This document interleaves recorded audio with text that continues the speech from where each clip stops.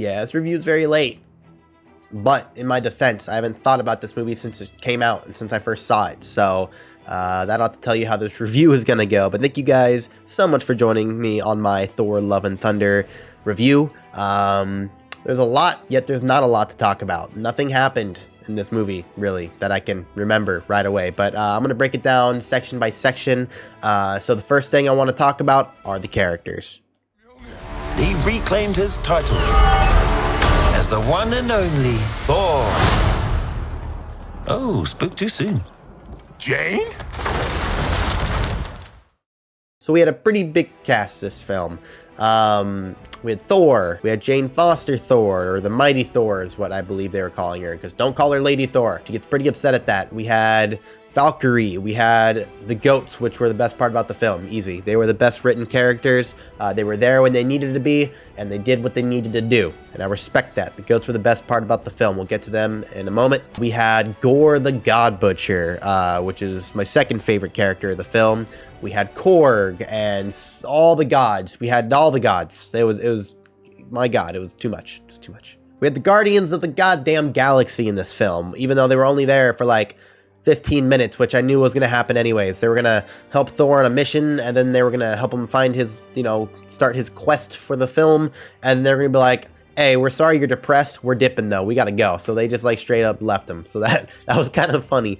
Sad but funny. So Guardians immediately got yeeted out of the film, like immediately. So that sucks for everyone. Like, they're probably gonna be the best part about the film. But so they left. We got stuck with Thor, this comedic empty shell of a character where I really don't like what they've done with Thor. A lot of the characters have gone through changes, and I appreciate that. These characters, we've gone through so much with them, and sometimes you have to change these characters because you can only have character development so much.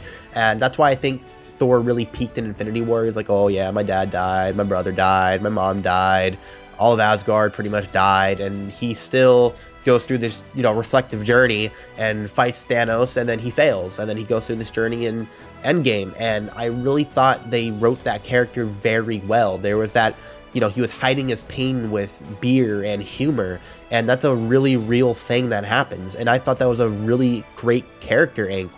But here, he just felt funny for no reason. He didn't feel like he had a reflective journey throughout the film. I thought Jane had a more prominent character change this movie. She's dying of cancer, which I didn't expect. That was really heartbreaking to hear, and she yearns to be Thor so badly because it's the one thing that she does that makes her feel energetic, makes her feel happy, feels like she's doing something with her life. And I really, felt with her on that level. I just wish they played into that angle a little bit more. They used that emotion a little bit more, because I thought that was the strongest part about the movie. It's when these characters go through tough times and they get through these tough times together, and we didn't see a lot of that, and I wish we had saw more of it. So with Thor and Jane out of the way, I would like to bring up Gore the God Butcher. I didn't like the look of Gore the God Butcher. I wish they went with a more comic book accurate look.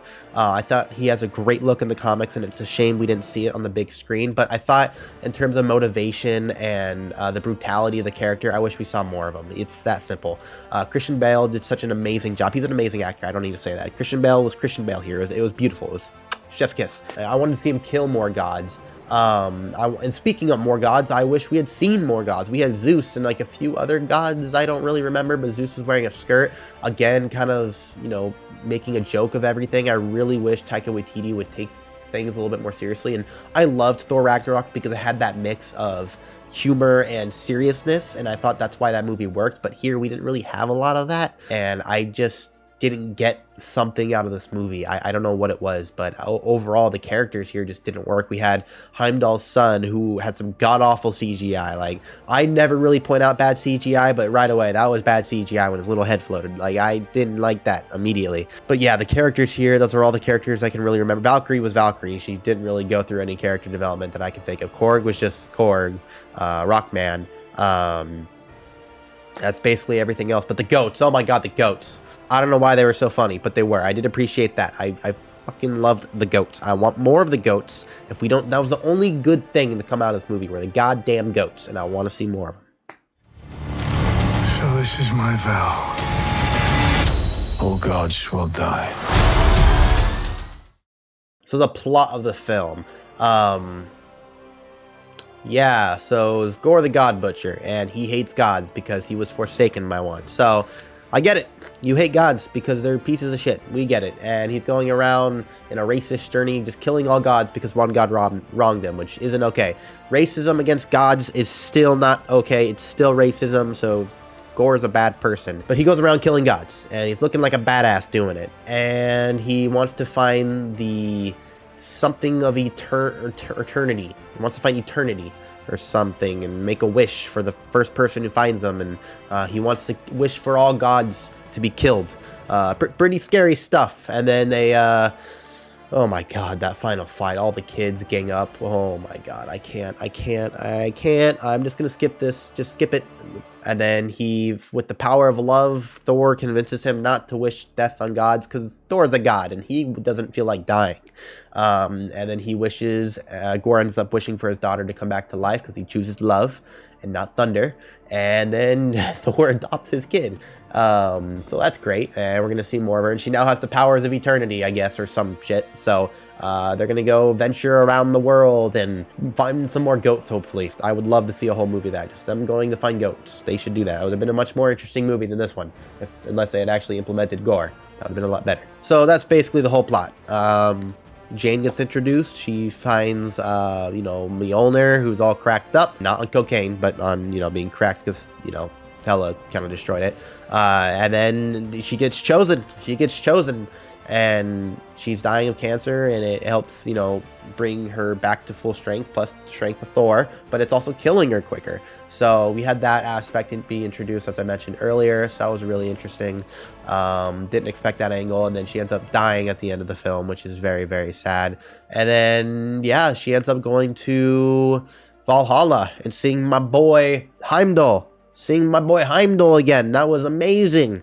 Oh, Heimdall, I miss you. As soon as you died, so did the Thor franchise. Oh, Heimdall, I miss you.